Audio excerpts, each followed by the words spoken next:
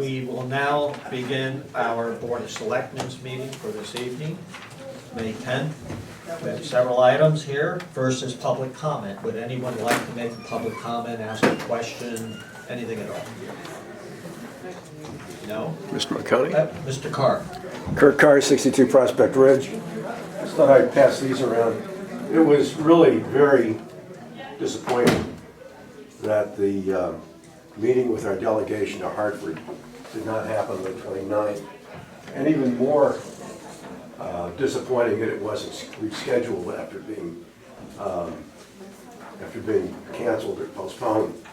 When I'm passing around, it's apparently our senator who also represents Westport is going to participate on the 17th at the Westport webinar along with their state rep, Jonathan Steinberg.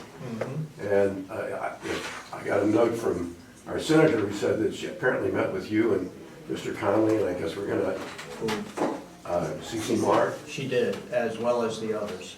As the others being? We have 4 representatives in Hartford. Right. 2 reps and 2 senators. Okay. And it was just the 2 of you? Mr. Connelly and myself. Okay. And not We couldn't be more, we would have a formal meeting. Got it, I understand, okay. That makes sense. That said, you could still have a webinar with these people, as they're doing in Westport. And we very well might do. Right, and I suspect that we'll hear a report from you during the Selectmen's report on this Right, meeting. we'll give an update, Mr. Connelly can speak as well to that point. But I think that Mr. Hendrick, who could have attended that, I think without it being a violation, the meeting with the other people, or with the legislators. But this is a really critical time, and I hope our legislators have gotten the message that these are terrible bills that would really hurt towns like Ridgefield very badly. Right, in their current form, yes. And they can't be fixed. There's no way to fix these. The only way to fix them is to start all over again. Putting them all into one basket, even worse. Taking bad ideas and putting them together. I'm telling you, they're playing games. There's some people who really want some of this stuff.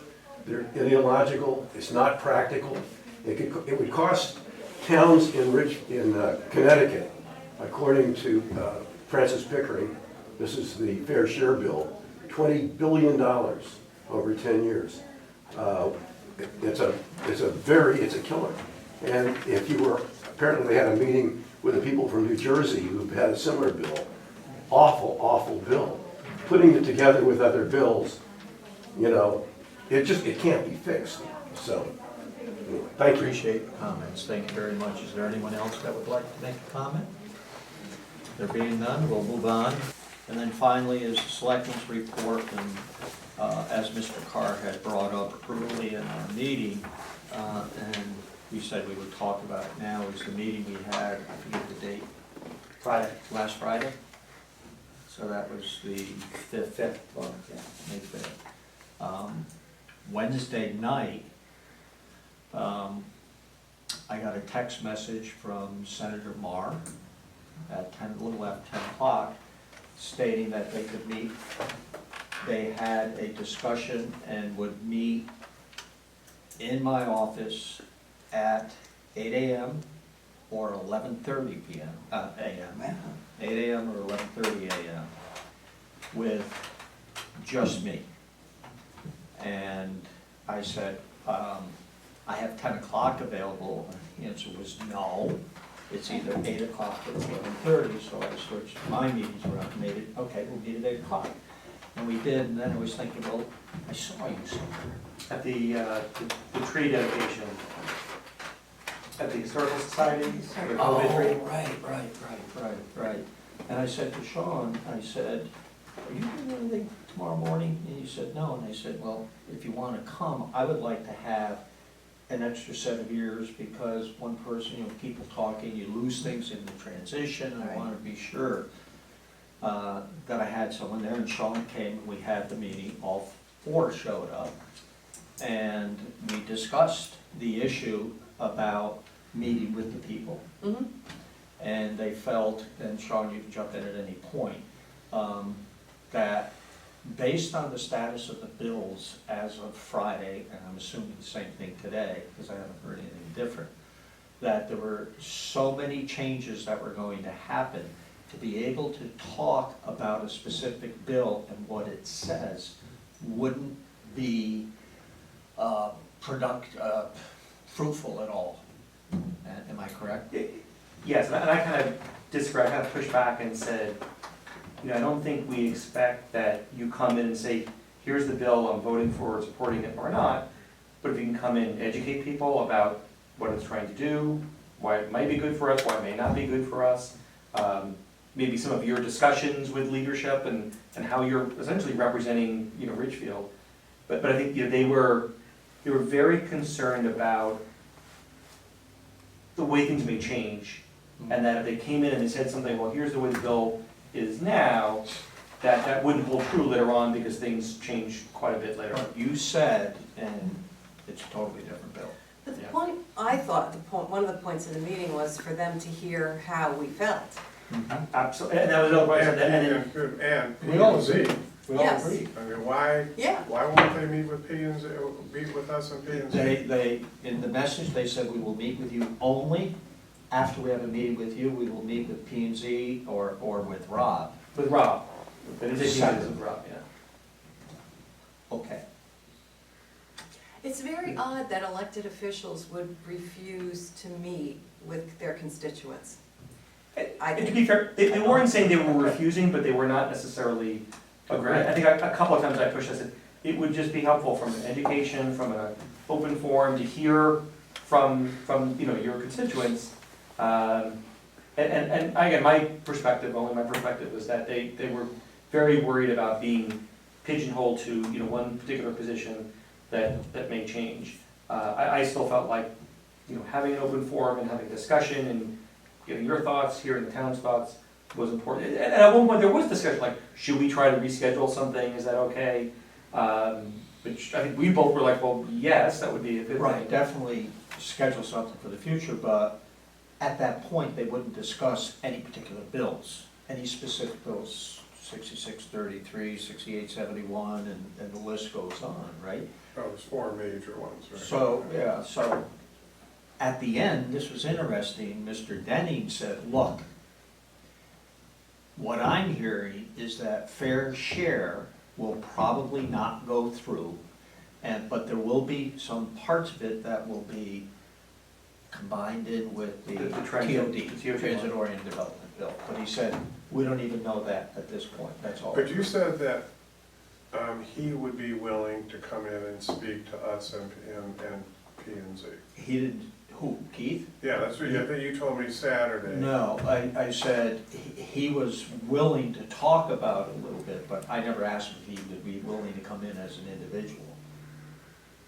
Is that what you Oh, yeah, thought? because I thought what I heard you say is that, yeah, he said, fine, I would talk to him, but the other Did three he refused. kind of say that? I think he was probably maybe more open than some of the others, but I don't recall him saying, you know, yes, you know, affirmative, I'll definitely come in. I think they were trying to, you know, come up with something they could do together. You know, they talked a lot about being, you know, very busy, they had a lot of events, that's why, you know, they had to meet at 8 in the morning. Well, they did meet with, or one of them met with Dave Goldenberg on the Affordable Housing Committee. I didn't even know that, they didn't tell us that. Well, they did, and I mean, if they I'm can not find questioning time, you, I'm just saying. that if was they can discussed. find time to do that, you know, that's a committee of this board. Yeah. And, you know, so we should be. When was that meeting? It was like a week or so ago, I saw the Really? video on it. But it was one member, or there was the whole? I only saw the one member, but Yeah.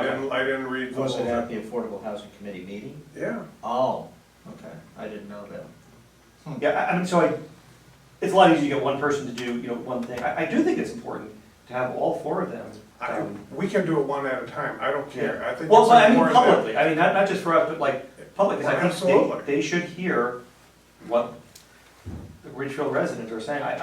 I just want to make sure they are always supporting what's best for Ridgefield, you know, 'cause we are their constituents. they should be representing us, so I wanna make sure we hear what they're thinking, and they hear what the town is Well, thinking. we've been saying that for a long time, and we're all in agreement with that. Yeah. But that's not what's actually happening right now. So, and Rudy, I think when we spoke briefly on Saturday, you know, I asked you the question, I said, so they're not gonna meet with us No. until after they voted. I don't know if they That's said late. after they voted, but they said we cannot meet now, a couple of weeks. There was a, so they didn't give a definitive answer. At least one person said maybe it's better if after, and again, I didn't push back at that point, but to me, After that's, After the votes, After- we yeah, can after the votes. explain, and we go over everything, and we know then exactly what the bills say.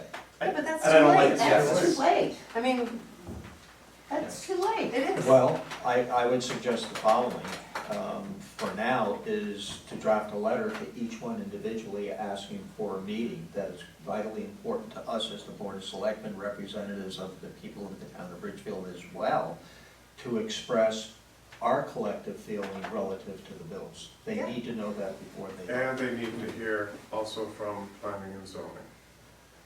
I'm gonna leave that up to Rob. I can't Okay. tell P and Z, you know, Right. I can't go there. But we can. But they know.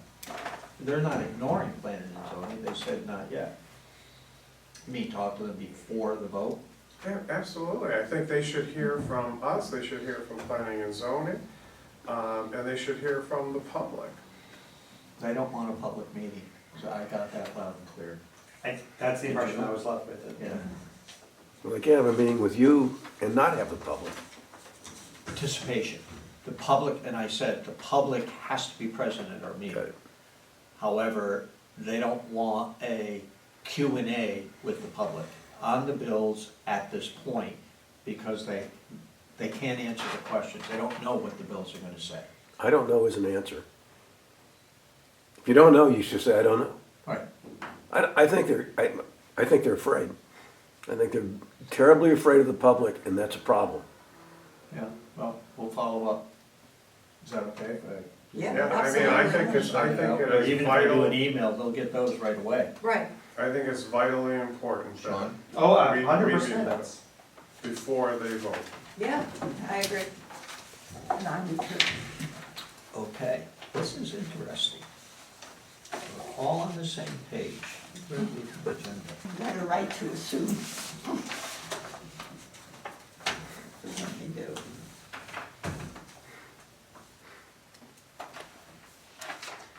I'll send them out tomorrow morning, and you all get a copy. Okay. Thank you. This is Kurt Carr, on the record.